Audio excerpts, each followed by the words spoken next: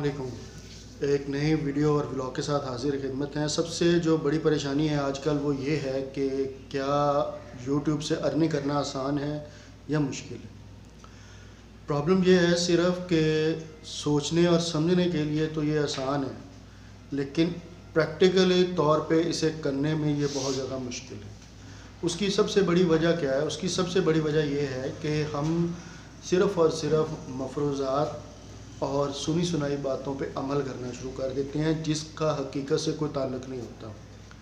और ये बात हमेशा याद रखें कि जिस चीज़ का हकीकत से कोई ताल्लुक़ नहीं होता, वो चीज़ आपको हमेशा तंग करेगी, उसमें कामयाबी के चांसेस बहुत कम हो जाते हैं। तो ये चीज़ें सारी जो है ना वो समझने के लायक भी हैं। अब प्रॉब्लम क्या है? प्रॉब्लम ये है कि यूट्यूब के ऊपर बहुत सारी चीज़ें चेंज हुई हैं। सिर्फ रीजन के लिए ही, पाकिस्तान रीजन के लिए ही उन्होंने काफ़ी हद तक रिस्ट्रिक्शंस दी हैं, क्योंकि यूट्यूब हमेशा उसी कंटेंट को, उसी चीज़ को प्रमोट करता है जो कि ओरिजिनली आपका अपना कंटेंट हो। कुक विद बिलाल के ऊपर इस चैनल के हवाले से मैं आपको यही बताना चाहूँगा कि सबसे पहले जिन चीज़ों को आपने ज़ेरे गौर रखना है वो ये है कि कॉपीराइट फ्री काम करना है। जब आपका अपना कंटेंट होगा, आपने खुद शूट किया होगा, आपका अपने चैनल के ऊपर अवेलेबल होगा, तो उसका किसी के साथ ही सेकंड, थर्ड या फोर्थ पार्टी के साथ, थर्ड पार्टी के साथ कोई कनेक्शन नहीं होगा। तो ये सबसे बड़ी बात है। सेकेंडली, आपके अंदर कितनी अहलियत है, कितनी काबिलियत है, आपका कंटेंट लोगों को कितना पसंद आता है, ये सबसे बड़ा सवाल है। ये टोटली डिपेंड आपके ऊपर करता है कि आप इसे कैसे मैनेज करते हैं। आपके कंटेंट के अंदर इतनी पावर होनी चाहिए कि लोग खुद आपको, यानी कि आपकी वीडियोस का जो है वो इंतज़ार करें कि नेक्स्ट आपका व्लॉग या आपकी वीडियो कब आएगी। ये सारी बातें आपको बताने का मकसद सिर्फ यही है कि आप बहुत सारे शॉर्टकट्स की तरफ जा रहे होती हैं कि यार मैं इसका कंटेंट उठा लूँ, मैं इसका कंटेंट उठा लूँ, मैं उसका उठा के कॉपीराइट फ्री टूल्स यूज़ करके, वेबसाइट्स को पैसे पे करके कि हमें कॉपीराइट फ्री कर देंगे, ये वो टेम्परेरी तो हो जाएगा। लेकिन एक बात याद रखें, यूट्यूब गूगल बेस्ड जो है वो कंपनी है और इसको, गूगल को आप डॉज नहीं कर सकते।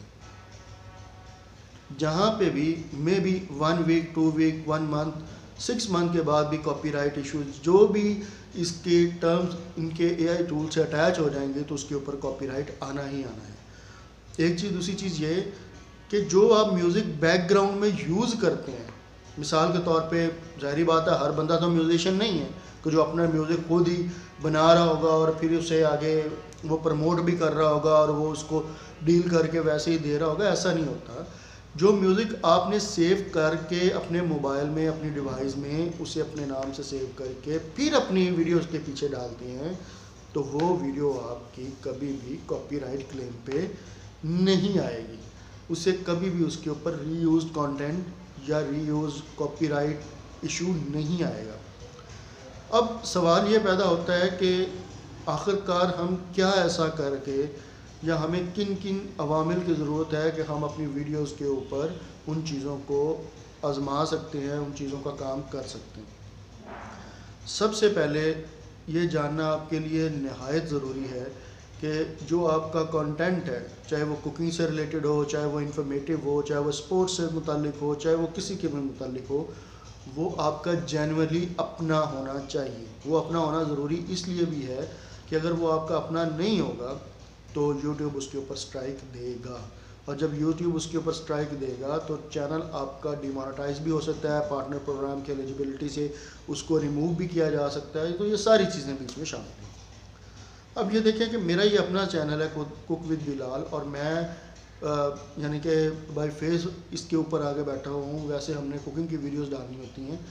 तो बताने का मकसद ये है कि सिर्फ एक वीडियो की वजह से अगर आपकी बरसों की मेहनत ख़राब हो जाती है तो उसका कोई फ़ायदा तो कोई नहीं है। आपके सिर्फ एक छोटी सी मिस्टेक की वजह से, आपकी छोटी सी मिस्टेक की वजह से आपकी बरसों की मेहनत ख़राब हो जाए, तो बेहतर है कि आप अपने ओरिजिनल कंटेंट की तरफ ही जाएं।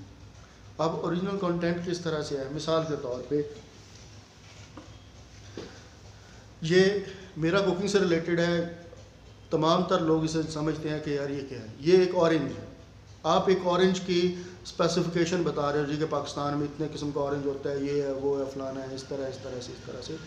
लेकिन यार ये बताना भी ज़रूरी है कि ये आपकी नीड्स से रिलेटेड है। आपका कुकिंग, मेरा कुकिंग का चैनल है तो मेरा काम है कि मैं इसके मुतालिक आपको अपने व्लॉग में, अपनी वीडियोस में बताऊं।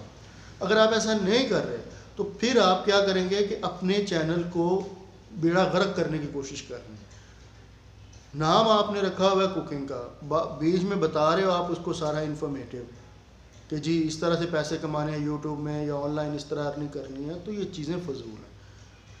आपने जो आपके चैनल की नीच है, जो आपके चैनल जिससे आपका चैनल रिलेटेड है, उसी से ही मुतल्लिक आपने वीडियोस बनानी है और वही आपका जो कंटेंट भी होना चाहिए अगर आपने यूट्यूब पे काम करना है या यूट्यूब पे आपने सरवाइव करना है।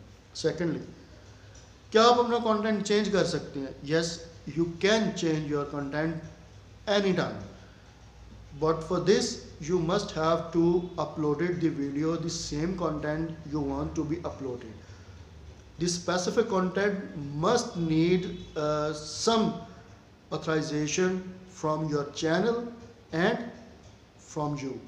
अब वो कैसे होगा वो मैं आपको बाद में कंप्यूटर की स्क्रीन पे समझाऊंगा कि कैसे आपने इन चीज़ों को आगे हैंडल करना है। अगर आपने अपने कंटेंट के ऊपर, जो मेनली हमारे लोग करते हैं क्योंकि थोड़े से कम तालीम याफ्ता लोग होते हैं, तो इस वजह से उनको समझ नहीं आती कि हमने चैनल बनाने के बाद इसमें एडिशनल जो सेटिंग्स होती हैं जो हमने लाजमी करनी होती हैं वो कैसे करनी है।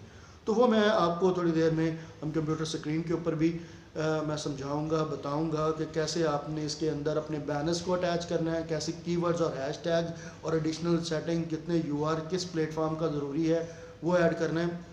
अब इसकी यूट्यूब की जो नई पॉलिसी है उसके मुताबिक उन्होंने ये भी बताया हुआ है कि आपने हर वीडियो, यानी कि हर वीडियो के अंदर तो नहीं मैं कह सकूँगा, लेकिन वो कहते हैं कि बेसिकली आपके जो चैनल से रिलेटेड जो अदर प्लेटफॉर्म है जहाँ पे आपका अलॉग्रिथम उसको क्लिक कर सकता है, वो समटाइम्स ऐसा होता है कि अगर आप कोई भी चीज़ ऐड कर रहे होते हैं बीच में, जो एडिशनल सेटिंग्स होती हैं उसमें आप अपने ट्विटर का या इंस्टाग्राम का आप अकाउंट ऐड नहीं कर रहे होते, जो कि ज़रूरी है।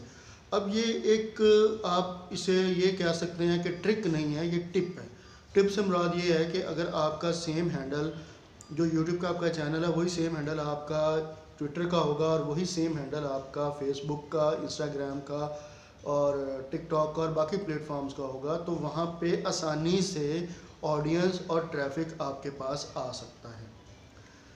अब YouTube कभी भी किसी ऐसे चैनल को डीमोनेटाइज या पार्टनर प्रोग्राम से अलग नहीं करता जो जेन्युइन अपना कंटेंट ओरिजिनली मेड कर रहा हो।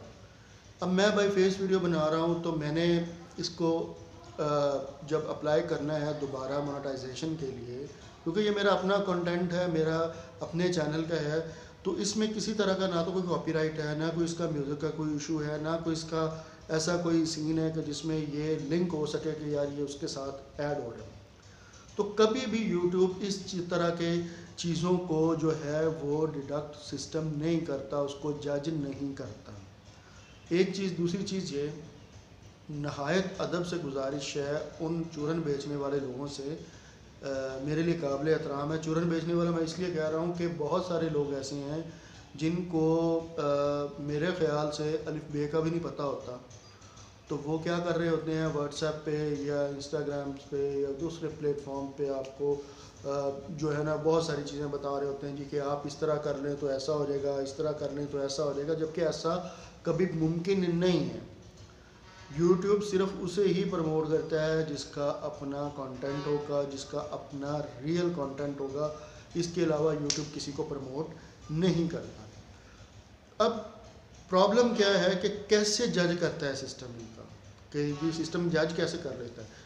यार एक चीज़ समझें, आप मोबाइल डिवाइस से किसी भी चीज़ को पिक कर रहे हैं, हम गलती क्या करते हैं, हम गलती ये करते हैं, हम मोबाइल डिवाइस जिसमें नेट पैकेज होता है, जिसमें हमारा कंटेंट ऐड किया होता है, बनाना होता है, या जिसके अंदर हम दूसरे किसी भी वीडियो का वो म्यूज़िक उठा के या वीडियो का क्लिप्स उठा के अपनी वीडियो के साथ ऐड करके मुख्तलिफ प्लेटफॉर्म की वीडियोस जो एप्लीकेशंस होती हैं उसके अंदर ऐड करके टो करके हम उसको एडिट करके अपलोड कर देते हैं।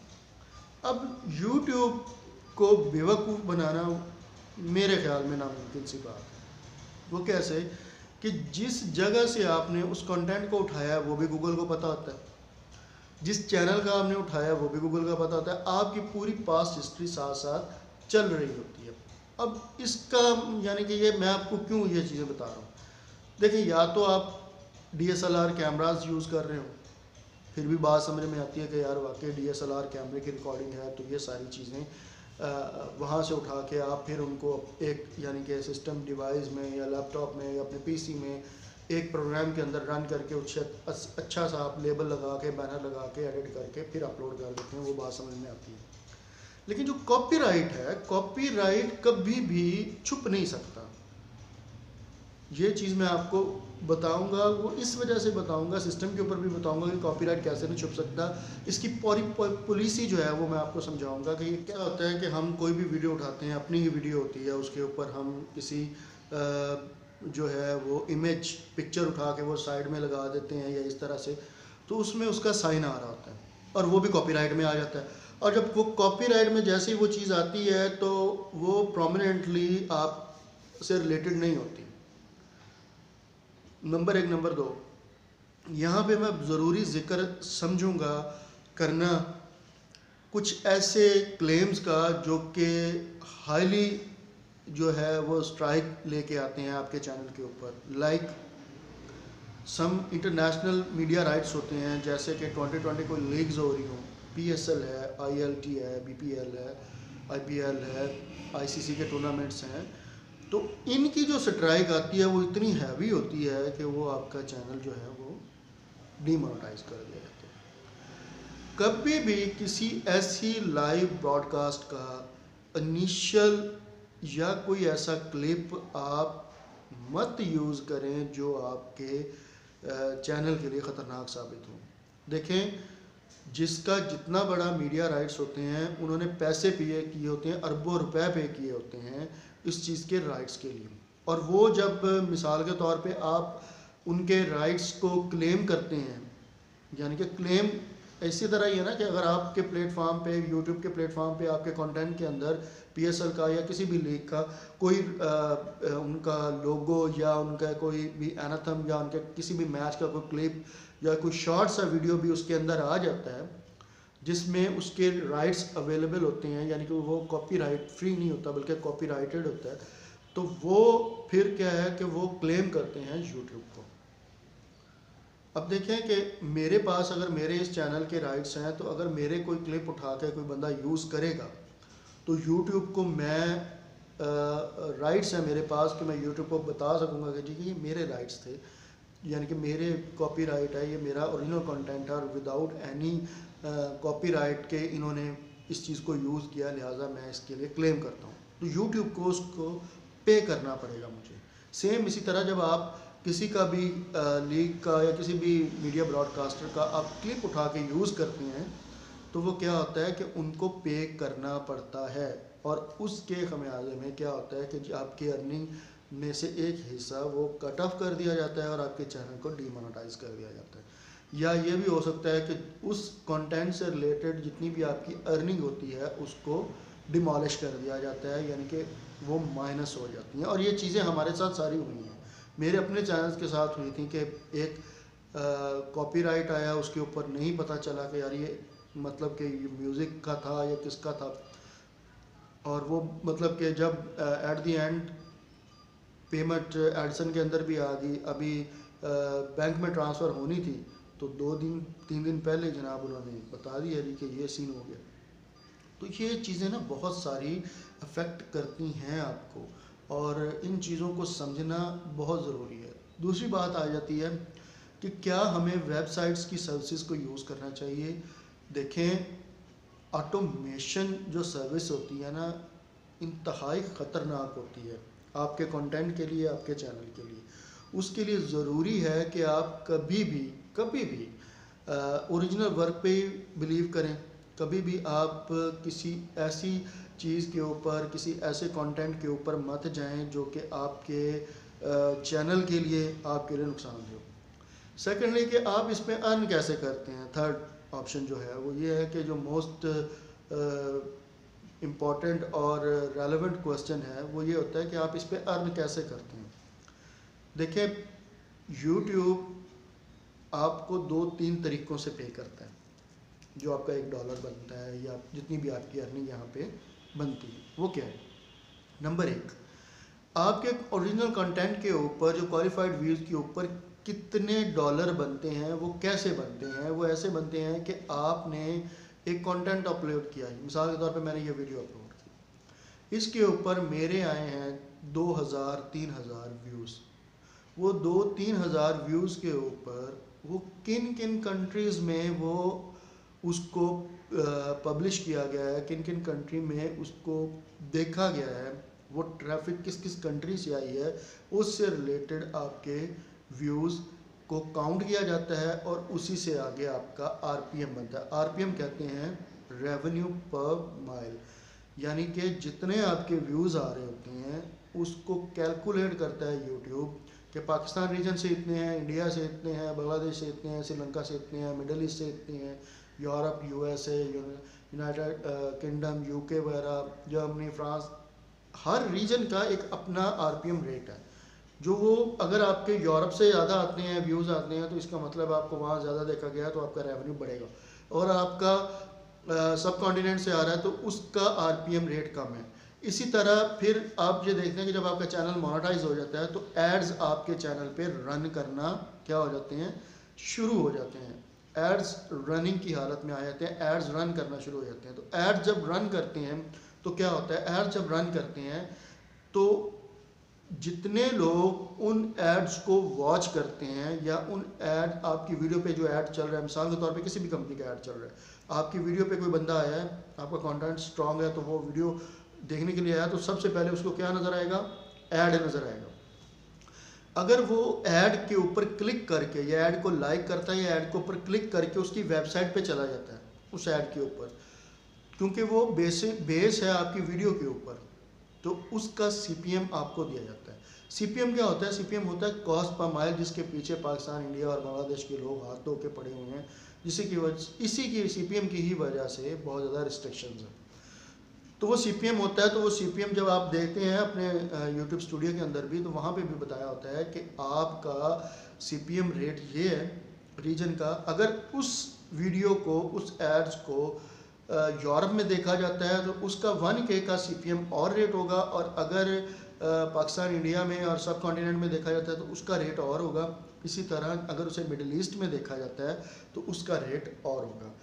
ये इंतहाई समझने की ज़रूरत है। अगर आपका चैनल वायरल है तो फिर तो मुझे मसला ही कोई नहीं है ना, फिर आपके अर्निंग से रिलेटेड कोई भी इशू होता है उसको जो है ना वो कंट्रोल किया जा सकता है, उसको देखा जा सकता है, उसको समझा जा सकता है, उसको आसानी से आप जो है अपने चैनल को जो है उससे अर्निंग कर सकते हैं। लेकिन ये प्रॉब्लम कहाँ पे आता है? प्रॉब्लम तब आता है कंटेंट में आपके पावर नहीं होती। फिर मार्केट में लोग ऐसे ऐसे अवेलेबल हैं जो कहते हैं जी कि हम क्रॉस पैचिंग के थ्रू बेसिकली हम सीपीएम कर देंगे या ये कर देंगे, वो कर देंगे। सीपीएम देखें उसी चैनल पे होता है जिसकी वॉच टाइम, जिसका रेवेन्यू पर माइल, ये सारी चीज़ें स्ट्रॉन्ग हो। अगर तो उसका कंटेंट और उसके व्यूज़ अच्छे हैं उसके यानी कंटेंट के ऊपर, तो फिर YouTube उस चीज़ को करता है। फिर इसमें एडवर्ड व्यूज़ भी आते हैं कि एडवर्ड व्यूज़ आपने इसमें लगाने होते हैं, जिससे ऐड भर भर के आपके चैनल के ऊपर आ रहे होते हैं। तो अगर वो भी नहीं आप यूज़ करते या इस तरह का कोई सीन बनता है तो फिर बड़ा मुश्किल हो जाता है उस चीज़ को कंट्रोल करना। होता क्या है कि उसमें आप अपनी लोकेशन वगैरह चेंज करके तो सारी चीज़ें बता रहे होते हैं जी कि जी मैं वाकई यहाँ पे बैठा हूँ, तो आपने यानी कि अपने आप को स्पेसिफिकली वर्चुअल तौर पे शो करना होता है कि मैं यूएस में या यूके में या कनाडा में या यहाँ पे बैठा हूँ। तो वहाँ पे क्या होता है, जहाँ पे गूगल को पता चल जाता है जी कि ये बंदा बैठा तो पाकिस्तान में है, लेकिन ये शो अपने आप को यानी कि वीपीएन और आईपी और प्रॉक्सीज यूज़ करके ये शो कर रहा है जी कि मैं बैठा हूँ यूएस में या अब्रॉड बैठा हूँ। तो वो जहाँ पे आपकी लोकेशन जज होती है आईपी स्कोर में जाके, जज हो जाती है, या आपका क्या कहते हैं एमुलेटर जो है वो उसको वाजे नहीं कर पाता, तो फिर क्या होता है कि YouTube उसको इनवैलिड क्लिक के ज़ुमरे में डाल देता है। उसकी पहली स्ट्राइक क्या होती है YouTube की? इनवैलिड क्लिक्स में ये होता है कि इनवैलिड क्लिक में सबसे पहले वो आपके चैनल के ऊपर जो ऐड होते हैं, ऐड टाइप होता है, उसको ब्लॉक करता है। ऐड टाइप क्या होता है कि ऐड यूट्यूब के ऊपर दो तरह के चलते हैं। एक होता है ऐड स्किपेबल, एक होता है नॉन स्किपेबल, और एक होता है आपका जो है पीसी ऐड होता है। जो वो पीसी ऐड जो होता है ना, उसी की साइट के ऊपर बेसिकली काम करते हैं लोग। तो वो उसकी एक्सेस क्या करते हैं, ख़त्म कर देते हैं डिवाइस के ऊपर, पीसी के ऊपर। चाहे वो आप टैब यूज़ कर रहे हो, चाहे वो लैपटॉप यूज़ कर रहे हो, चाहे पीसी यूज़ कर रहे हो, इवन कि आप मोबाइल के ऊपर भी डेस्कटॉप की साइट लगा के अगर आप उसे यूज़ करते हैं तो उस पर आपको आपके वीडियो के ऊपर एड्स दिखाई नहीं देते। अब एड्स ना दिखाई देने का मकसद ये है कि आपके ऐड ना चल नहीं सकते। अगर ऐड नहीं चलेंगे तो आपका सीपीएम ग्रोथ नहीं करेगा, और सीपीएम ग्रोथ नहीं करेगा तो आपका रेवेन्यू जनरेट नहीं होगा। गो के आरपीएम से आपका रेवेन्यू बन रहा होता है। अब सीपीएम बेसिकली यूट्यूब कैसे दे रहा होता है सीपीएम? यूट्यूब ऐसे दे रहा होता है कि यूट्यूब क्या करता है, यूट्यूब ये करता है कि सबसे पहले जितने भी एडवर्टाइज़र होते हैं, यानी कि एक रीजन में एक कंपनी के राइट्स है, ठीक है, वो यूट्यूब के पास गूगल ऐड के ऊपर अपना टेंडर भेजते हैं जी कि हमारे इतने एडवर्टाइज़ किया जाए इसको, क्योंकि यूट्यूब दुनिया का सबसे बड़ा प्लेटफॉर्म यूट्यूब है। तो उसको जब वो पे कर देते हैं तो यूट्यूब उसे अपने पार्टनर प्रोग्राम, यानी कि आपके जिस तरह मोनेटाइज चैनल है तो उसके साथ लिंक कर देते हैं। जितने चैनल चलते हैं, जितने चैनल यूज़ होते हैं, वो सब के ऊपर मोनेटाइजेशन के ऊपर वो लगा देते हैं, चैनल्स के साथ ऐड कर देते हैं। यानी कि जो भी मेरी वीडियो पे या आपकी वीडियो पे आएगा बंदा, अगर आपका चैनल मोनेटाइज्ड है तो वो उसके ऊपर ऐड चलना शुरू हो जाते हैं, और जितने वो ऐड चलते हैं वो उतनी दफ़ा उससे पेमेंट लेते हैं। अब मिसाल के तौर पे 1K आपके व्यूज़ हैं और आपका $1 बनता है या $10 बनते हैं, जितने भी बनते हैं, उसमें यूट्यूब को क्या फ़ायदा होता है? यूट्यूब को फ़ायदा ये होता है कि उसने एडवर्टाइज़र से लेने होते हैं $100। $100 में से मिसाल के तौर पे अगर आपको उन्होंने जनरेट हुए हैं आपके $100, तो वो 45% यूट्यूब ने रखना होता है और 55% वो कंटेंट क्रिएटर को देता है। आपके डैशबोर्ड में सिर्फ आपको वही डॉलर शो होंगे जो कि आपके अपने होंगे।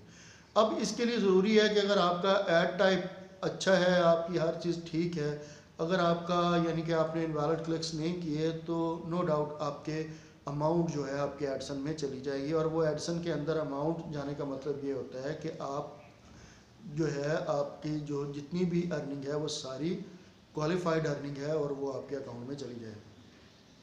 अब प्रॉब्लम क्या है कि जो बहुत सारे लोग ये समझते हैं कि इनवैलिड क्लिक्स आ गए हैं तो चैनल डीमोनेटाइज हो जाएगा। भाई चैनल डीमोनेटाइज नहीं होता, आपका एडसन अकाउंट को डिसेबल किया जाता है, या उस पर पहली जो फर्स्ट स्ट्राइक आती है वो आती है ऐड लिमिट की, उसके ऊपर ऐड आना बंद हो जाते हैं, जिसका दौरानिया होता है 30 दिन से लेके 120 दिन। इसके दरमियान जो है वो ऐड उस पर चलना शुरू हो जाते हैं। और आगे जाके मैं आपको वो भी बताऊंगा कि इसके ऊपर अगर आपने पीसी एड्स अगर आपके ऑफ हो गए तो इसको आपने कैसे ऑन करना है, वापस आपने ऐड लिमिट को रिमूव कैसे करना है।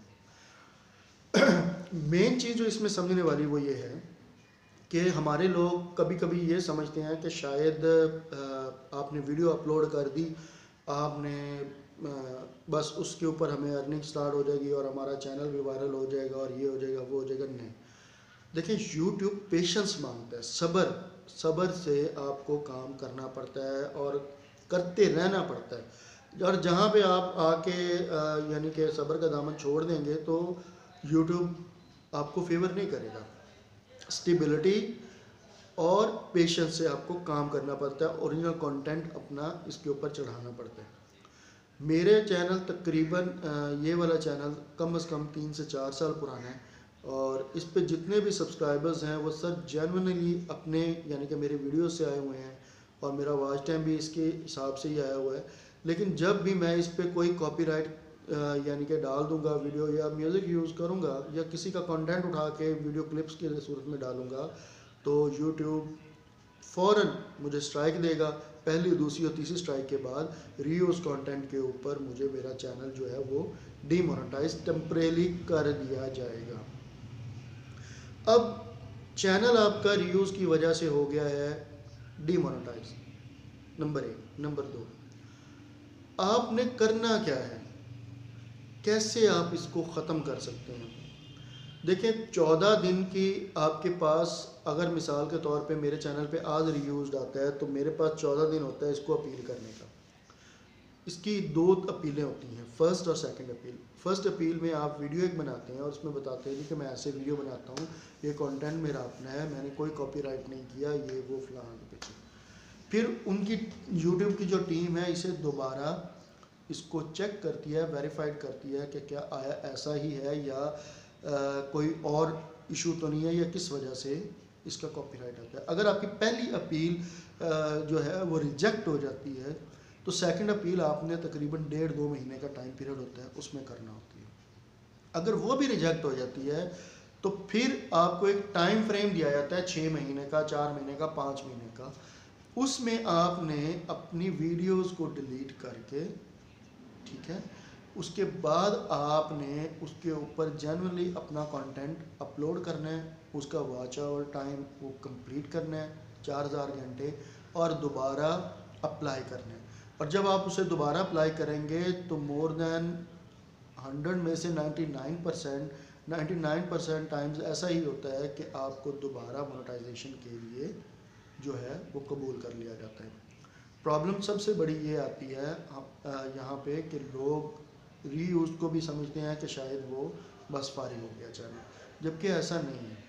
ये सरासर क्या सराइयों पे मबनी बातें हैं, चूरन बेचने वालों की बातें हैं, जो 8वीं फेल ये सब्ज़ी बेचने वाले लोग हैं। अब ये देखें, ये पीछे मैं वीडियो बना रहा हूँ तो पीछे गली में ये शोर शराबा शुरू हो गया, तो ये चीज़ शुरू हो गई है। तो ये चीज़ें ना सारी रिस्ट्रिक्ट करती हैं। सबसे पहले आपने करना ये होता है कि ऐसे एटमॉस्फेयर में बैठ के वीडियो को अपलोड करें या ऐसे वीडियो अपलोड बनाएं कि जिसमें आपका किसी तरह का कोई शोर शराबा, कोई डिस्टर्बेंस, कोई बैकग्राउंड में शोर वो ना हो।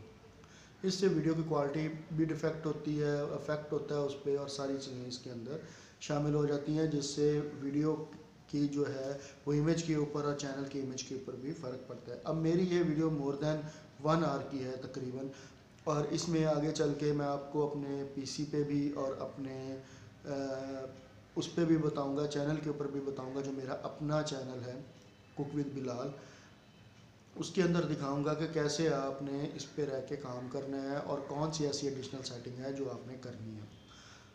इसके बाद सबसे बड़ा क्वेश्चन ये होता है कि आप क्या आया आपने पीसी एड लिमिट को ख़त्म करने के लिए आपने क्या करना है।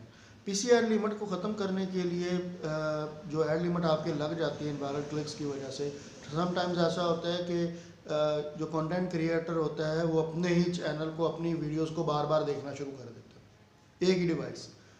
तो ये गलत है, ये चीज़ गलत है। यूट्यूब जज कर लेता है कि जी ये खुद ही जो है ना अपने आप को एडवर्टाइजिंग की कोशिश कर रहा है, क्योंकि उनके पास तमाम तर वो चीज़ें आ रही होती हैं नज़र आ रही होती हैं जो हमें नज़र नहीं आती। हमारे नज़दीक तो यही होता है ना कि बस मैंने वीडियो अपलोड कर ली है, मैं किसी दूसरी जीमेल के थ्रू या किसी दूसरे यूज़र नेम के थ्रू मैं अपने ही चैनल के ऊपर व्यूज़ भी दे दूंगा और उसको ऐड टाइप को भी, सीपीएम को भी ग्रोथ कर लूँगा। तो ये ऐसा पॉसिबल नहीं है। एक ही डिवाइस जिसमें आपका चैनल इंस्टॉल होता है और उसके अंदर आपका चैनल, उसको आपने लॉगिन किया होता है, उसी मोबाइल से, उसी डिवाइस से, उसी पीसी या लैपटॉप से आप सेम ही चैनल से, सेम ही यानी कि कंटेंट के ऊपर आके अपने कंटेंट को आप आगे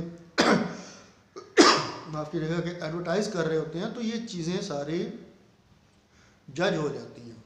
इसकी वजह से भी आपका एड लिमिट लग जाता है, वो टेम्परेरी होता है। उसको ख़त्म कैसे करना है, आप जेन्युइनली अपना रियल कंटेंट इसके ऊपर अपलोड करते रहें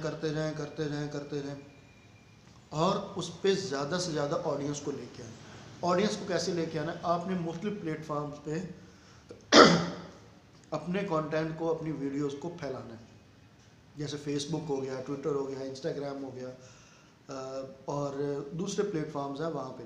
जब उस लिंक के थ्रू लोग आपके प्लेटफॉर्म पे, आपके चैनल पर आएंगे, उससे क्या होगा, उससे ये होगा कि आपकी व्यूज़ क्वालिटी बढ़ेगी, आपकी ऑडियंस बढ़ेगी, आपके सब्सक्रिप्शन बढ़ेगी, और जब सब्सक्रिप्शन बढ़ेगी और कमेंट सेक्शन में लोग आपको ज़्यादा पजीराई दे रहे होंगे, तो यूट्यूब उसकी एड लिमिट को रिमूव कर देगा। वरना 30 से 120 दिन का पीरियड होता है जिसमें आपको ये एड लिमिट लगी रहती है, और वो आपने उसके दौरान आपके ऐड जो है वो नहीं चल पाती। ज़ाहिर बात, अगर ऐड नहीं चलेंगे तो उस पर आपकी अर्निंग भी डिफेक्ट होती है, और जब अर्निंग डिफेक्ट होती है तो ज़ाहिर बात है कि एक कंटेंट क्रिएटर के लिए ये एक बड़ा मुश्किल मरहला होता है कि कैसे वो इन चीज़ों को कंट्रोल करें। तो ये चीज़ें आपके बहुत काम आएंगी इंशाल्लाह ताला। अभी हम चलते हैं कंप्यूटर स्क्रीन के ऊपर और दिखाते हैं कि कैसे आपने एडिशनल सेटिंग करनी है। Stay with us. कि आप इसे ऑथराइज़ नहीं करते हैं, और ऑथराइज़ नहीं करने की वजह से आपका पूरे का पूरा पब्लिश नहीं होता। अब ये देखें, ये पब्लिश हो चुका हुआ है, ब्रांडिंग भी होगी, लेआउट्स भी मैंने आपको चेक करवा दिए हैं कि कैसे कैसे आपने काम करना है। और इस पे यानी कि आपने करना है, जब भी आपने करना है तो इसे बड़ी सोच समझ से करना है। मैंने इसीलिए अपने ही चैनल पे किया है, और मैंने इसे अपने ही इस वीडियो को अपने ही चैनल पे इसीलिए अपलोड किया है ताकि किसी तरह का कोई इशू कंटेंट का ना आए। ये कंटेंट मेरा अपना है, ओरिजिनल है, किसी और जगह पे अवेलेबल नहीं है, और इसी ही चैनल से रिलेटेड है। और वीडियोस को कैसे बनाया जाता है और किस तरह से इस पे ऊपर काम किया, ये सारी चीज़ें इसके अंदर ऐड है। होप सो कि ये वीडियो आपके बहुत काम आई होगी। अपना बहुत सारा ख्याल रखिएगा। अल्लाह हाफिज़।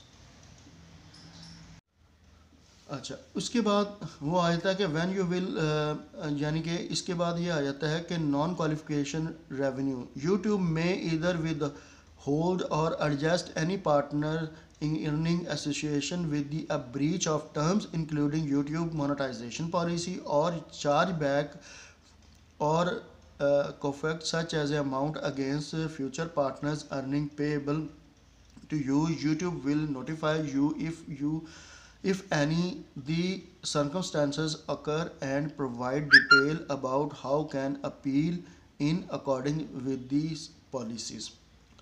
देखें, वो अब इसमें क्या बताना चाह रहा है, वो ये बता रहा है कि यूट्यूब विद होल्डिंग जो एडजस्ट उसके पार्टनर अर्निंग रेवेन्यू है वो किस तरह से काम करता है।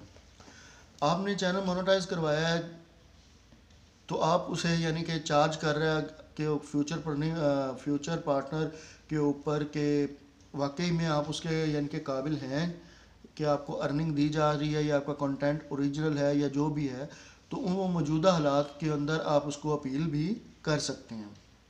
When you will not be paid, और आपको कब पे नहीं किया जाएगा। YouTube is not obliged to monetize your content. YouTube कभी भी आपको नहीं कहता कि आप अपने कंटेंट को मोनेटाइज करवाएं, including displaying any advertisement in connection with it. जो भी इसके साथ कनेक्शन है उसके साथ आप इसे कभी भी ना करें।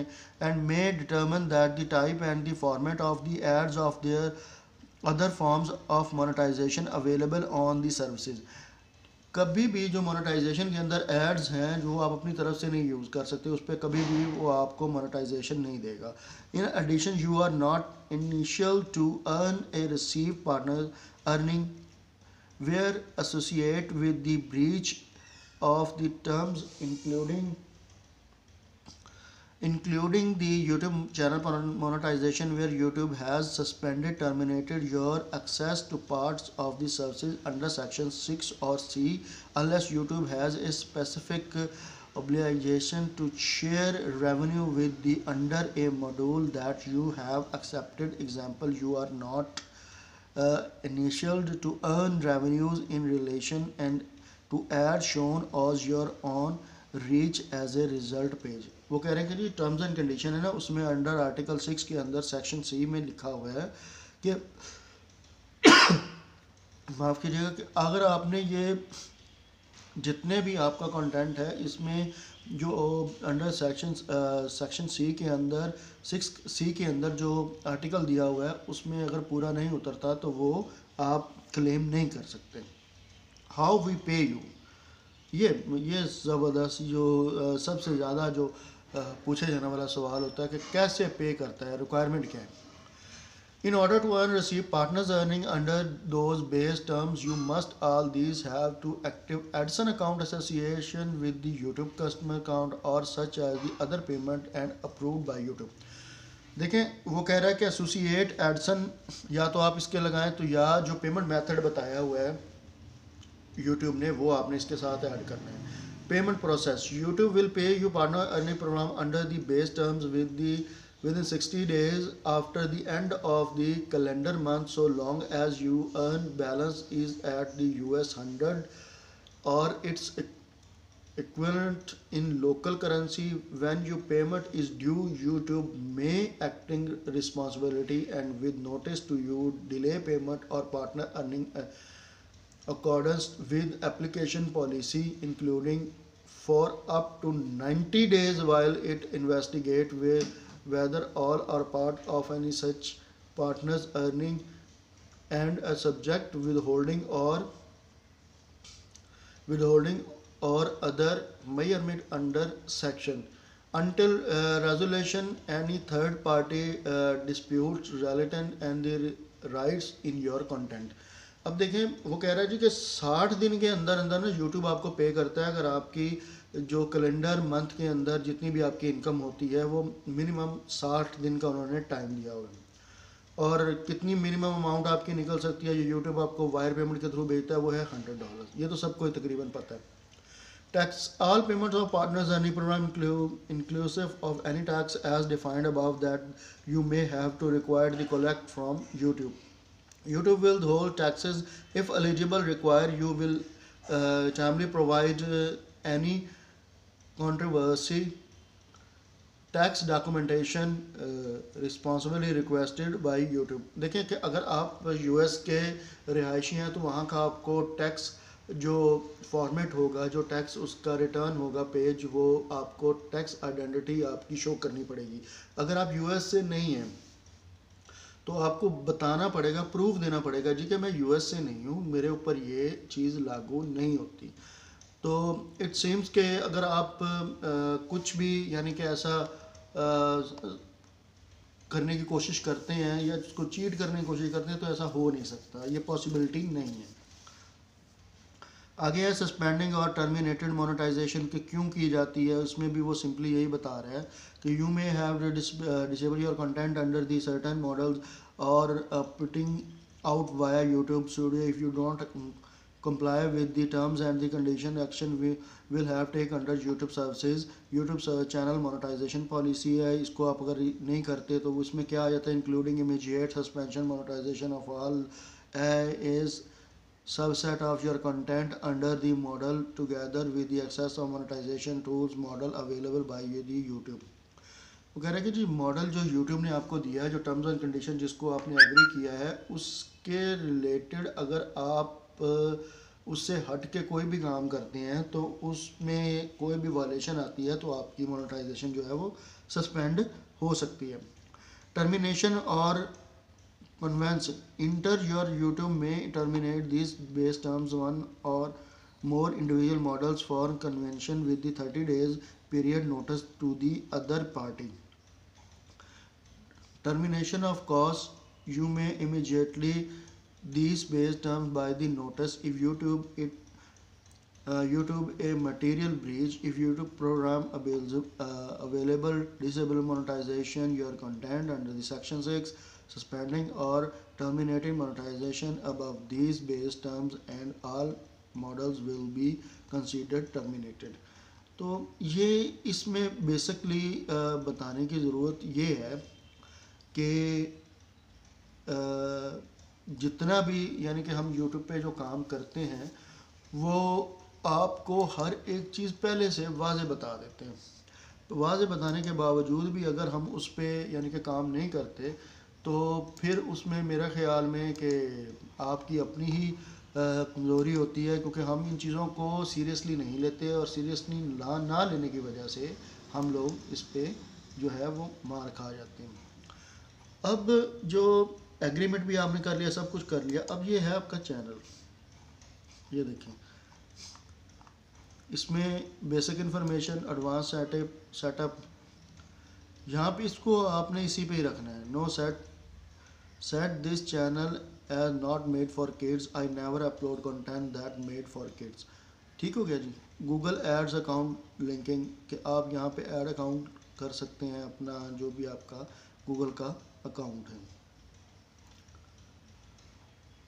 ऑटोमेटिक कैप्शन आ सकती है इसके अंदर, इसको आप क्लिक कर सकते हैं। उसके बाद एडवर्टाइजिंग नहीं, इसको ज़रूरत नहीं है। क्लिप्स है, मैनेज यूट्यूब अकाउंट, इसको आप जैसे ही क्लिक करेंगे तो आप चैनल के अकाउंट के ऊपर चले जाएंगे। Chose how you appear on YouTube, ये सारी चीज़ें वही हैं जो मैंने आपको पहले बताई हैं।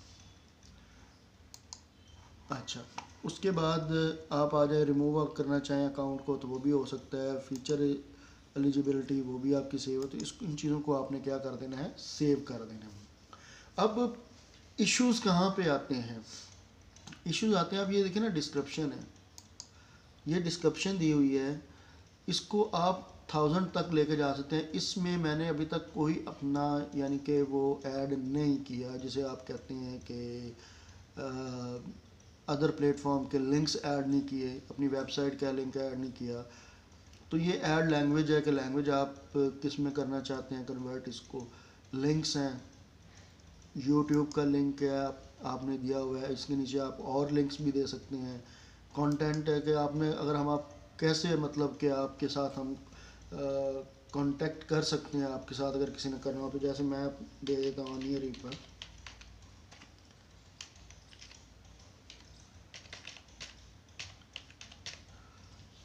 ठीक हो गया जी। आगे ये आ गया, और ये चीज़ें ना बहुत ज़्यादा ज़रूरी हैं, बहुत ज़्यादा ज़रूरी हैं। अस्सलाम वालेकुम।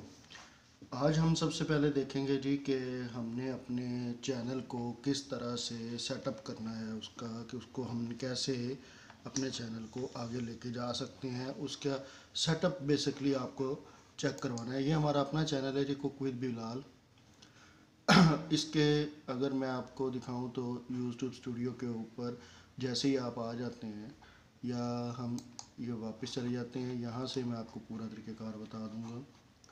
यहाँ पे आपने चले जाना है सेटिंग में। ठीक हो गया जी। सेटिंग में जाने के बाद आपने चले जाना है, ये देखें, वो कह रहा है कि आपका अकाउंट जो है वो अपीयर हो रहा है एज़ मोहम्मद तैयब 6851, यानी बेसिकली जीमेल है।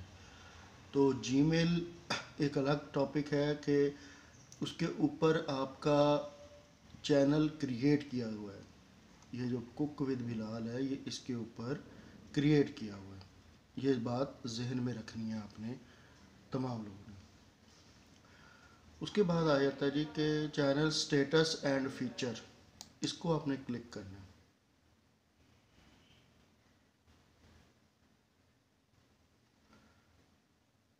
ये देखें, ये एक नई टैब खुल जाएगी।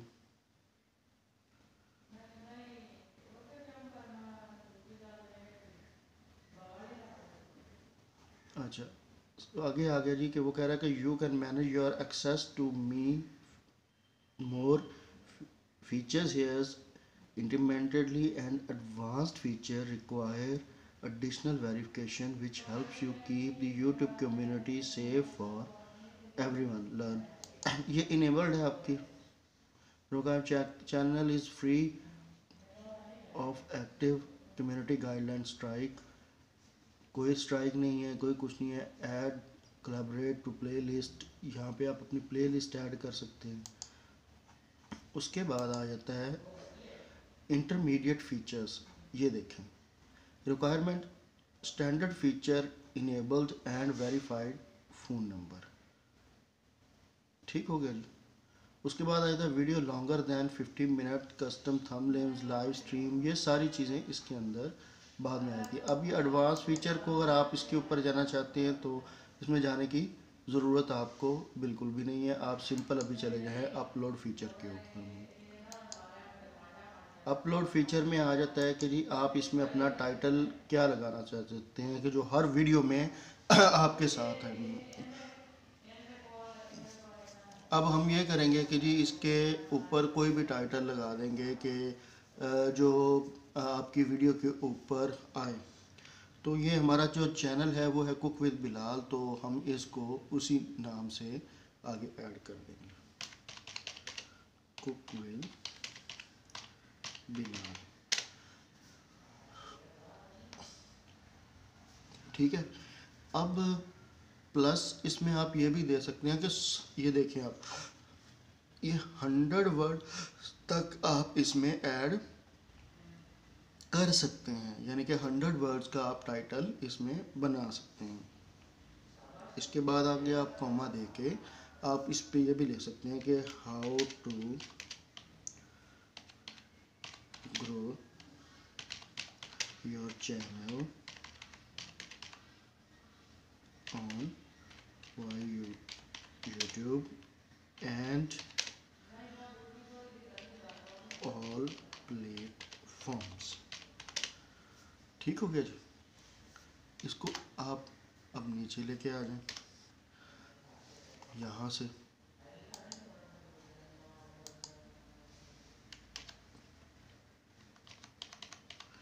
ठीक है। अब यहाँ पे आप डिस्क्रिप्शन दे सकते हैं अपनी कोई भी। डिस्क्रिप्शन से मतलब ये होता है कि आपने अपने चैनल के बारे में डिटेल देनी होती है। हम यहाँ पे ये बता देते हैं जी कि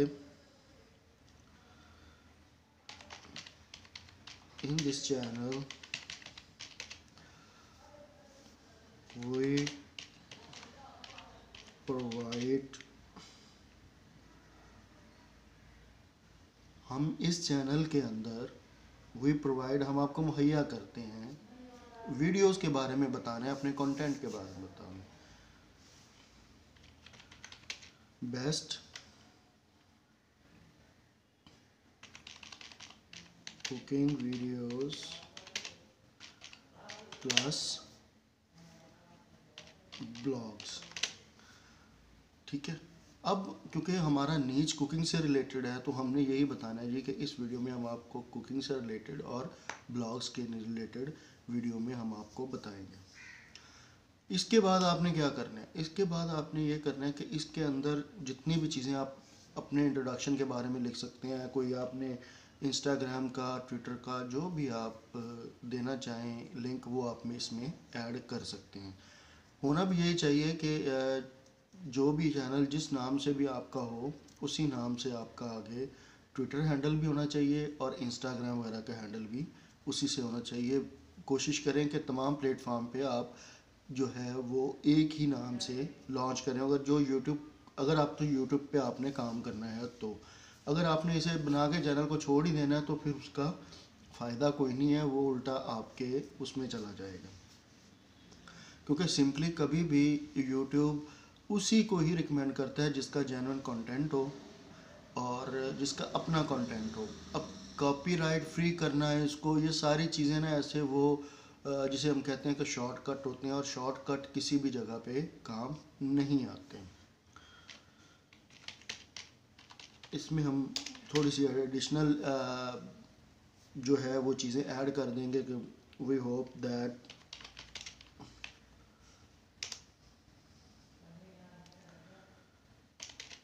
you will enjoy our videos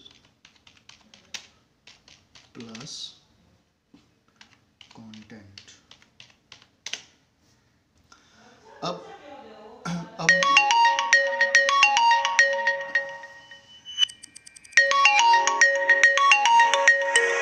अभी आपने सिंपली इसमें करना ये है कि आपने अपने कंटेंट के बारे में बताना होता है इनको कि ये मेरी डिटेल्स है, ये मेरा कंटेंट है। इसमें आप ये देखें, आप 5000 वर्ड्स तक आप इसमें अल्फाज लिख सकते हैं, यानी कि 5000 वर्ड्स आप इसमें ऐड कर सकते हैं। समटाइम्स ऐसा होता है कि अगर आप कोई भी चीज़ ऐड कर रहे होते हैं बीच में, जो एडिशनल सेटिंग्स होती हैं उसमें आप अपने ट्विटर का या इंस्टाग्राम का आप अकाउंट ऐड नहीं कर रहे होते, जो कि ज़रूरी है। अब ये एक आप इसे ये कह सकते हैं कि ट्रिक नहीं है, ये टिप है। टिप से मुराद ये है कि अगर आपका सेम हैंडल जो यूट्यूब का आपका चैनल है वही सेम हैंडल आपका ट्विटर का होगा और वही सेम हैंडल आपका फेसबुक का, इंस्टाग्राम का और टिकटॉक का और बाकी प्लेटफॉर्म्स का होगा, तो वहाँ पे आसानी से ऑडियंस और ट्रैफिक आपके पास आ सकता है।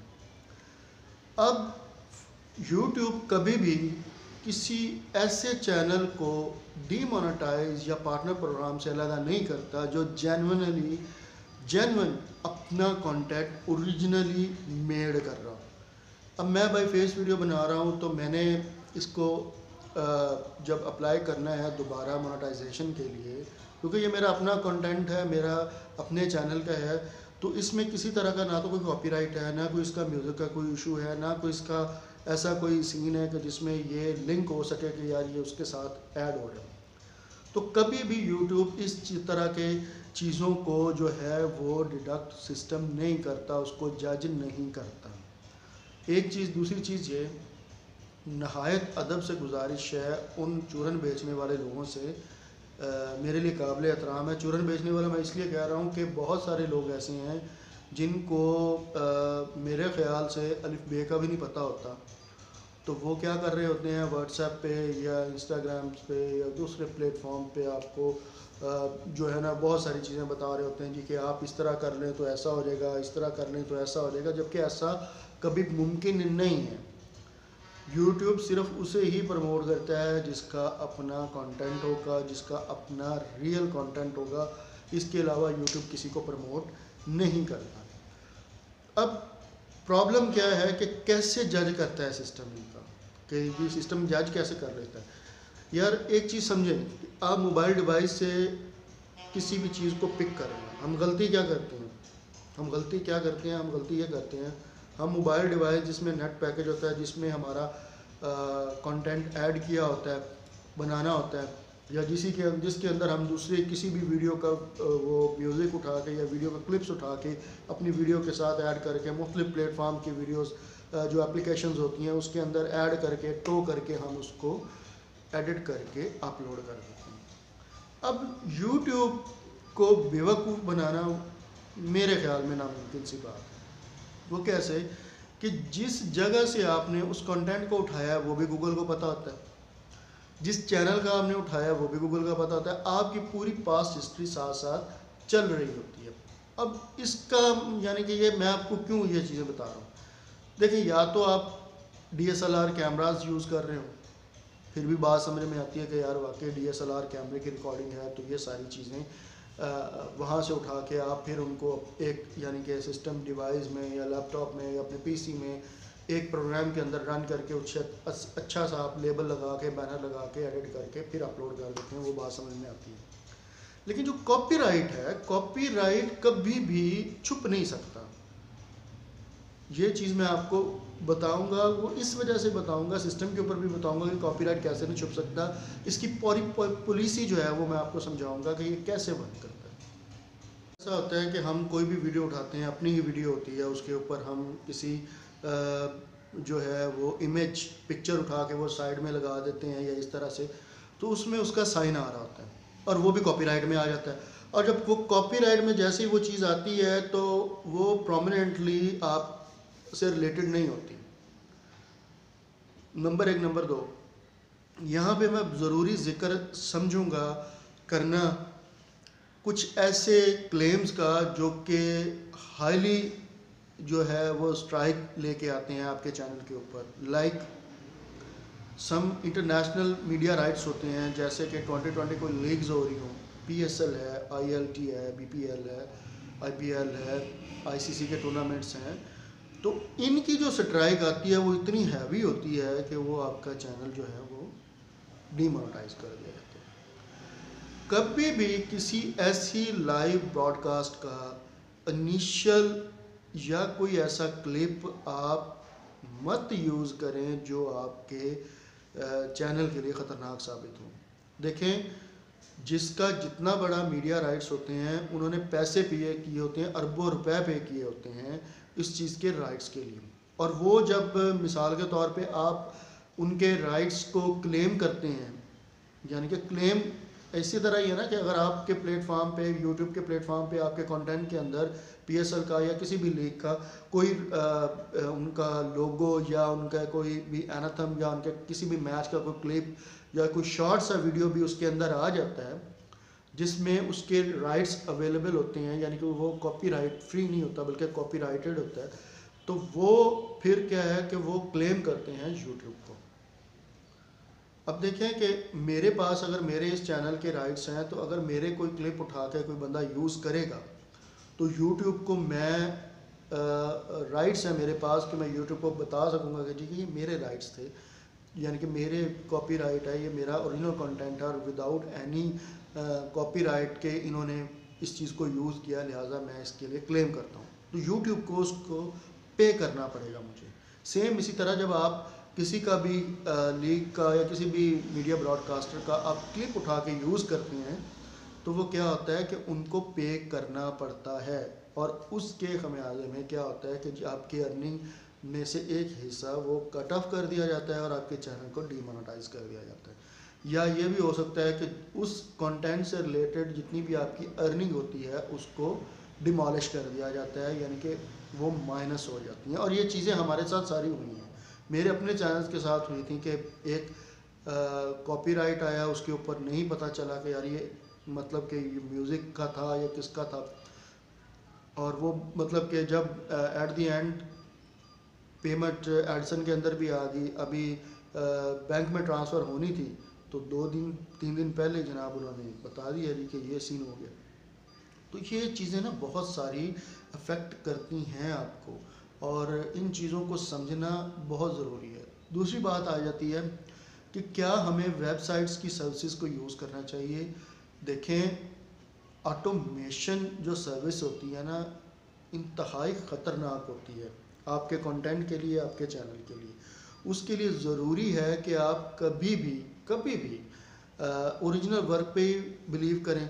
कभी भी आप किसी ऐसी चीज़ के ऊपर, किसी ऐसे कंटेंट के ऊपर मत जाएं जो कि आपके चैनल के लिए, आपके लिए नुकसानदेह हो।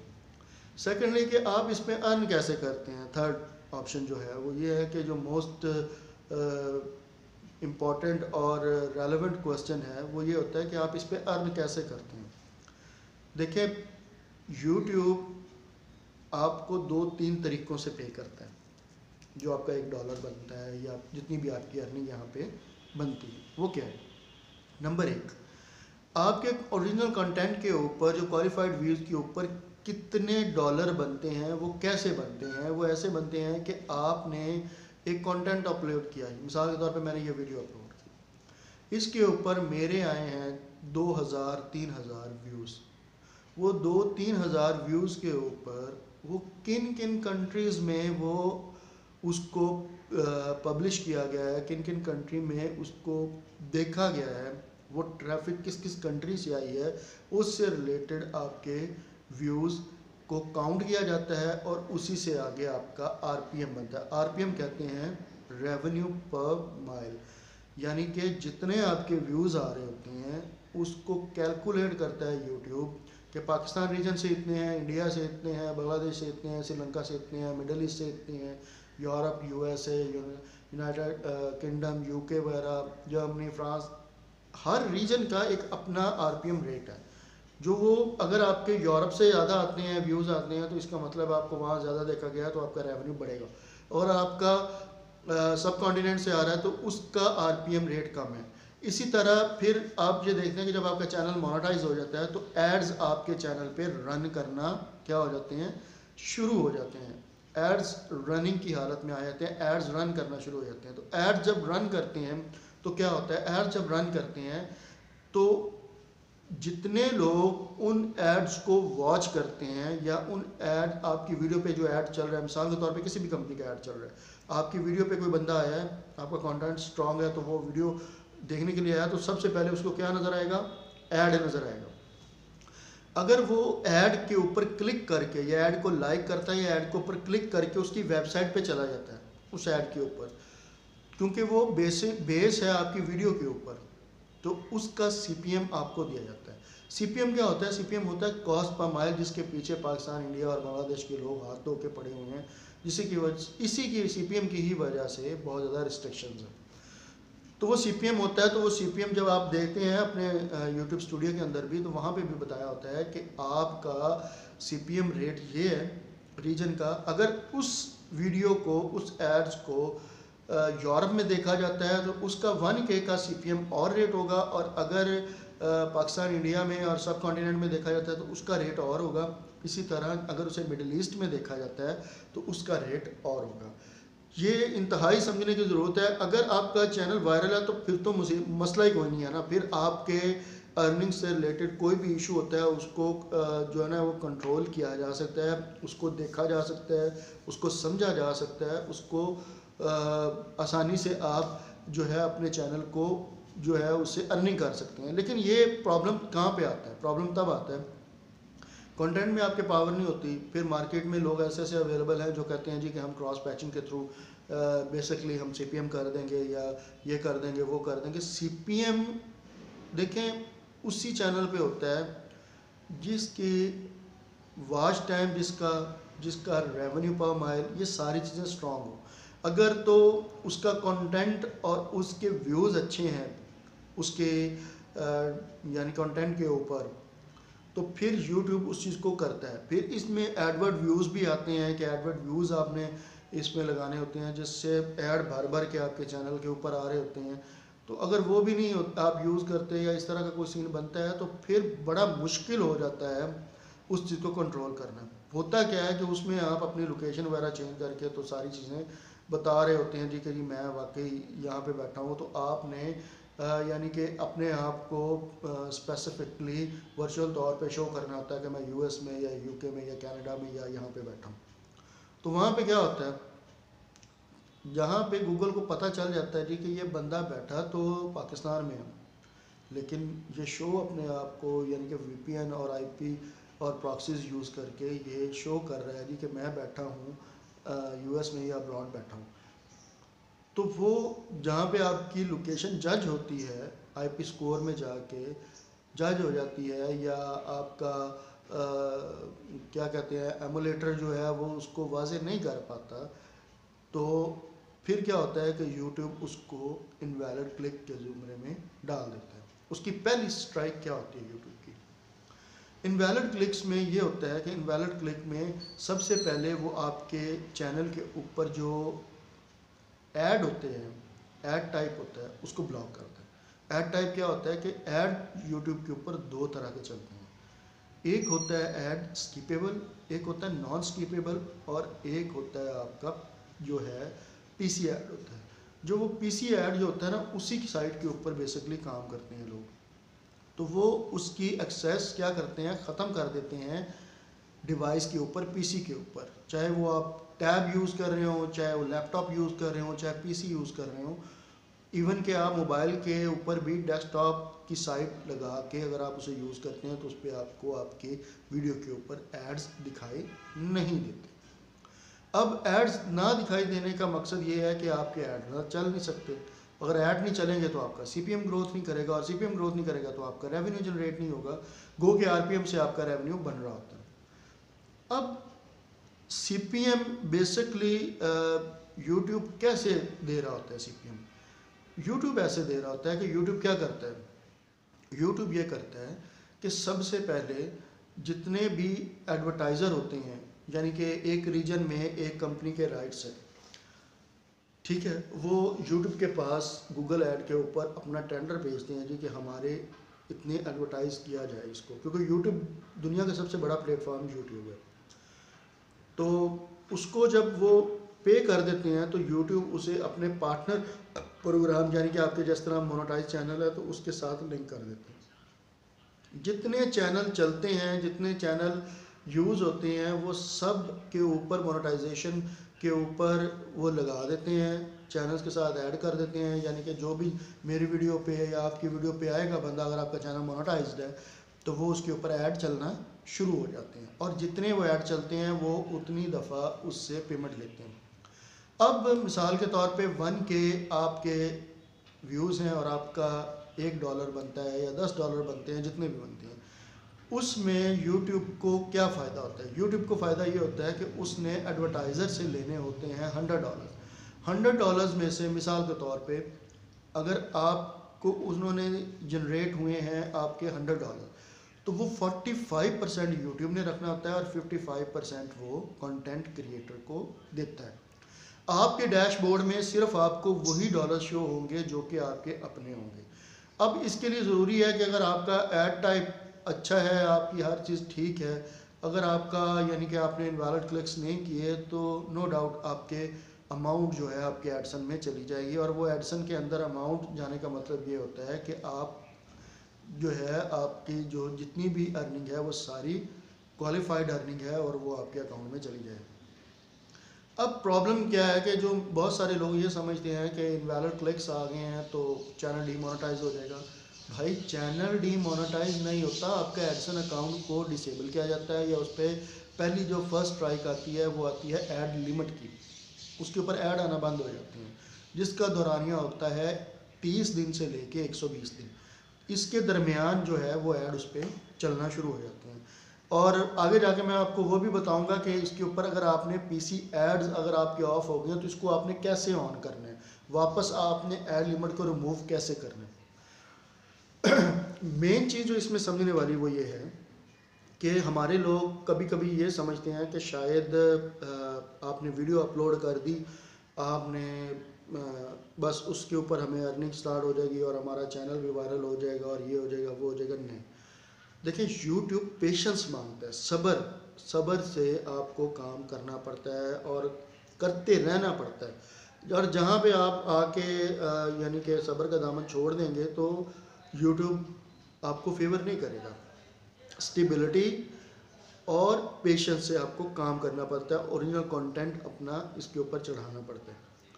मेरे चैनल तकरीबन ये वाला चैनल कम से कम 3 से 4 साल पुराना है और इस पे जितने भी सब्सक्राइबर्स हैं वो सब जेन्युइनली अपने यानी कि मेरे वीडियो से आए हुए हैं और मेरा वॉच टाइम भी इसके हिसाब से ही आया हुआ है।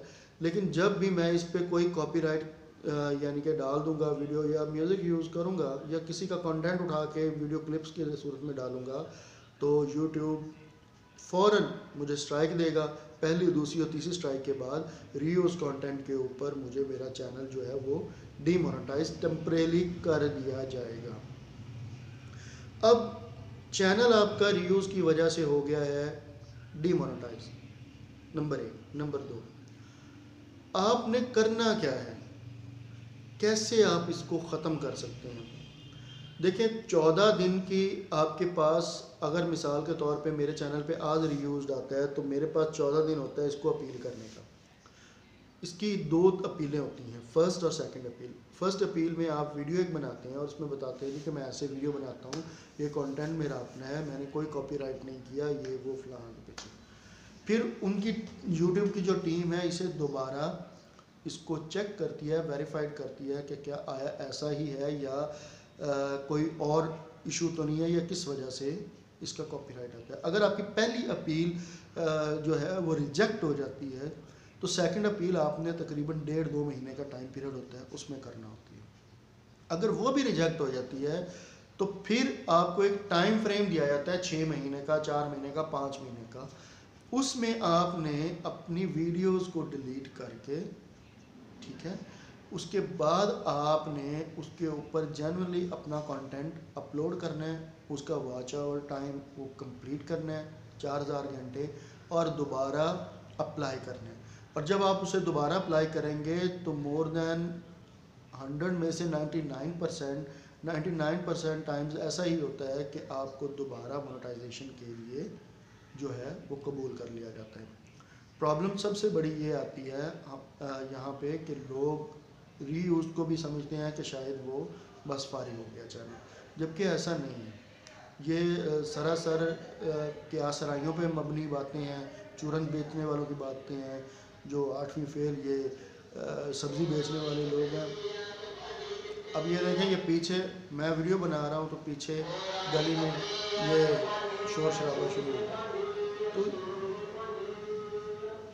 तो ये चीज़ शुरू हो गई है। तो ये चीज़ें ना सारी रिस्ट्रिक्ट करती हैं। सबसे पहले आपने करना ये होता है कि ऐसे एटमॉस्फेयर में बैठ के वीडियो को अपलोड करें या ऐसे वीडियो अपलोड बनाएं कि जिसमें आपका किसी तरह का कोई शोर शराबा, कोई डिस्टर्बेंस, कोई बैकग्राउंड में शोर वो ना हो। इससे वीडियो की क्वालिटी भी डिफेक्ट होती है, अफेक्ट होता है उस पर, और सारी चीज़ें इसके अंदर शामिल हो जाती हैं, जिससे वीडियो की जो है वो इमेज के ऊपर और चैनल की इमेज के ऊपर भी फ़र्क पड़ता है। अब मेरी ये वीडियो मोर देन 1 आवर की है तकरीबन, और इसमें आगे चल के मैं आपको अपने पीसी पे भी और अपने उस पे भी बताऊंगा, चैनल के ऊपर भी बताऊंगा, जो मेरा अपना चैनल है कुक विद बिलाल, उसके अंदर दिखाऊंगा कि कैसे आपने इस पे रह के काम करना है और कौन सी ऐसी एडिशनल सेटिंग है जो आपने करनी है। इसके बाद सबसे बड़ा क्वेश्चन ये होता है कि आप क्या आया आपने पीसी ऐड लिमिट को ख़त्म करने के लिए आपने क्या करना है। पीसी ऐड लिमिट को ख़त्म करने के लिए जो ऐड लिमिट आपके लग जाती है वायरल क्लिक्स की वजह से, समटाइम्स ऐसा होता है कि जो कंटेंट क्रिएटर होता है वो अपने ही चैनल को, अपनी वीडियोस को बार बार देखना शुरू कर देता है एक ही डिवाइस। तो ये गलत है, ये चीज़ गलत है। यूट्यूब जज कर लेता है कि जी ये खुद ही जो है ना अपने आप को एडवर्टाइजिंग की कोशिश कर रहा है, क्योंकि उनके पास तमाम तर वो चीज़ें आ रही होती हैं नज़र आ रही होती हैं जो हमें नज़र नहीं आती। हमारे नज़दीक तो यही होता है ना कि बस मैंने वीडियो अपलोड कर ली है, मैं किसी दूसरी जीमेल के थ्रू या किसी दूसरे यूज़र नेम के थ्रू मैं अपने ही चैनल के ऊपर व्यूज़ भी दे दूंगा और उसको ऐड टाइप को भी, सीपीएम को भी ग्रोथ कर लूँगा। तो ये ऐसा पॉसिबल नहीं है। एक ही डिवाइस जिसमें आपका चैनल इंस्टॉल होता है और उसके अंदर आपका चैनल, उसको आपने लॉगिन किया होता है, उसी मोबाइल से, उसी डिवाइस से, उसी पीसी या लैपटॉप से आप सेम ही चैनल से, सेम ही यानी कि कंटेंट के ऊपर आके अपने कंटेंट को आप आगे माफ़ कीजिएगा कि एडवर्टाइज़ कर रहे होते हैं। तो ये चीज़ें सारी जज हो जाती हैं, इसकी वजह से भी आपका ऐड लिमिट लग जाता है, वो टेम्परेरी होता है। उसको ख़त्म कैसे करना है, आप जेन्युइनली अपना रियल कंटेंट इसके ऊपर अपलोड करते जाएं, करते जाएं, करते जाएं, करते जाएं, और उस पर ज़्यादा से ज़्यादा ऑडियंस को लेके आए। ऑडियंस को कैसे लेके आना है, आपने मुख्तलिफ प्लेटफॉर्म्स पे अपने कंटेंट को, अपनी वीडियोस को फैलाना है। जैसे फेसबुक हो गया, ट्विटर हो गया, इंस्टाग्राम हो गया, और दूसरे प्लेटफॉर्म्स हैं वहाँ पे। जब उस लिंक के थ्रू लोग आपके प्लेटफॉर्म पे, आपके चैनल पर आएंगे, उससे क्या होगा, उससे ये होगा कि आपकी व्यूज़ क्वालिटी बढ़ेगी, आपकी ऑडियंस बढ़ेगी, आपके सब्सक्रिप्शन बढ़ेगी, और जब सब्सक्रिप्शन बढ़ेगी और कमेंट सेक्शन में लोग आपको ज़्यादा पजीराई दे रहे होंगे, तो यूट्यूब उसकी ऐड लिमिट को रिमूव कर देगा। वरना 30 से 120 दिन का पीरियड होता है जिसमें आपको ये ऐड लिमिट लगी रहती है, और वो आपने उसके दौरान आपके ऐड जो है वो नहीं चल पाती। ज़ाहिर बात, अगर ऐड नहीं चलेंगे तो उस पर आपकी अर्निंग भी डिफेक्ट होती है, और जब अर्निंग डिफेक्ट होती है तो ज़ाहिर बात है कि एक कंटेंट क्रिएटर के लिए ये एक बड़ा मुश्किल मरहला होता है कि कैसे वो इन चीज़ों को कंट्रोल करें। तो ये चीज़ें आपके बहुत काम आएंगी इंशाल्लाह ताला। अभी हम चलते हैं कंप्यूटर स्क्रीन के ऊपर और दिखाते हैं कि कैसे आपने एडिशनल सेटिंग करनी है। Stay with us. हमने देखा कि कैसे हमने अपने चैनल को एडिशनल सेटिंग जो हमने करनी थी वो की हैं, और किस तरह से उसको हमने आगे लेके जाना है। हैश टैग्स, कीवर्ड्स, ये सारी चीज़ें डिटेल में मैंने बताई हैं। और उसके अलावा जितनी पॉलिसीज़ हैं, जो पॉलिसी है, जो यूट्यूब की अर्निंग पॉलिसी है, मोनेटाइजेशन पॉलिसी है, पार्टनर पॉलिसी है, थर्ड पार्टी क्लेम्स हैं, कितना टाइम पीरियड रिक्वायर होता है यूट्यूब को, कैसे वो आपको पे करता है, वो सारी चीज़ें आपने पीसी पे देखी हैं, समझी भी हैं, और होप्स वो आपके काम भी आएंगी। बात ये वीडियो बनाने का और ये चीज़ें समझाने का मकसद सिर्फ यही था कि आपको थोड़ी सी ये आगाही दी जाए कि YouTube सिर्फ रियल कंटेंट के ऊपर ही आपको पजीराई देता है। अदरवाइज़ अगर आप AI कंटेंट उठा के वो डाल देते हैं, किसी और तरह का कंटेंट उठा के वो डाल देते हैं, और उन चीज़ों को आप अगर अपने चैनल पे प्रमोट करने की कोशिश करते हैं, तो YouTube कभी भी कभी भी कभी भी, ये ज़हन में बात रखिएगा, कभी भी उसके ऊपर आपको रेवेन्यू नहीं देगा, पे आउट्स नहीं मिलेंगी आपको। और ये चीज़ें ना बहुत ज़रूरी हैं समझने के लिए। अपना बहुत सारा ख्याल रखिएगा, दुआ में याद रखें। अल्लाह।